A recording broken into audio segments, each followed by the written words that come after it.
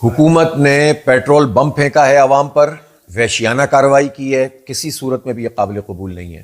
137 روپے کا اضافہ، یعنی پہلے 55 روپے کا اضافہ کر دیا، پھر 137 روپے، اب گویا تقریباً 450 نہیں 458 روپے کا پیٹرول پاکستان کے غریب اور مڈل کلاس لوگ خریدیں گے۔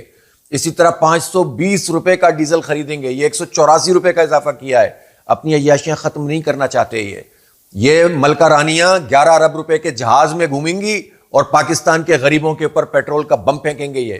یہ چیئرمین سینٹ 9 کروڑ کی گاڑی خریدیں گے اور غریب بائکرز، بائکیاں چلانے والے اور جو فوڈ پانڈا کا کام کرنے والے، سپلائز کا کام کرنے والے، مزدور، کسان، طالب علم جن کی کوئی آمدنی نہیں ہوتی، یہ ان کو جو ان کا بیڑا غرق کریں گے، ان سے پیسے نچوڑیں گے۔ اور انہوں نے صرف پیٹرول کی قیمت میں اضافہ نہیں کیا، انہوں نے ٹیکس میں بھی اضافہ کیا ہے۔ ہونا تو یہ چاہیے تھا کہ ان حالات میں لیوی ختم کی جاتی اور آئی ایم ایف سے کہتے کہ ہم یہ پیسے نہیں دے سکتے۔ میں پوچھنا چاہتا ہوں کہ شہباز شریف صاحب، آپ نے کون سی آئی پی پیز کا پیسہ روکا ہے اس وقت؟ ہزاروں ارب روپے اب کیپیسٹی پیمنٹ کے نام پر جو بجلی بنتی نہیں ہے، ہماری جیبوں سے لے کر، ہماری جیبوں پہ ڈاکہ مار کر آپ اس مافیا کو دے رہے ہیں، آپ ان کے پیسوں کو ڈیفر نہیں کر رہے۔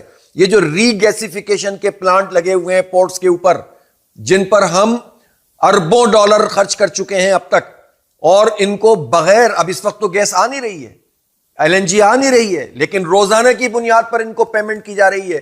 آپ یہ پیمنٹ نہیں روک سکتے، لیکن پاکستان کے غریب لوگوں کے اوپر بم گرا سکتے ہیں۔ ناقابل قبول ہے، اس کو برداشت نہیں کیا جائے گا۔ جماعت اسلامی اس کو مسترد کرتی ہے اور ہم آج سے ہی احتجاجی تحریک شروع کر رہے ہیں۔ پورے پاکستان میں آج مظاہرے کیے جائیں گے۔ میں پاکستان کے نوجوانوں سے کہتا ہوں کہ ان حالات میں اگر ہم کڑتے رہیں گے، جلتے رہیں گے اور حکومت کے مقابلے میں آ کر نہیں کھڑے ہوں گے تو حالات نہیں بدلیں گے۔ آپ ہماری اس تحریک کا ساتھ دیں، یہ نوجوانوں نکلو اور احتجاج کرو اور حکمرانوں کو مجبور کرو کہ یہ اپنی عیاشیاں کم کریں اور پیٹرول کی قیمت اور ڈیزل کی قیمت کو یہ کم کریں۔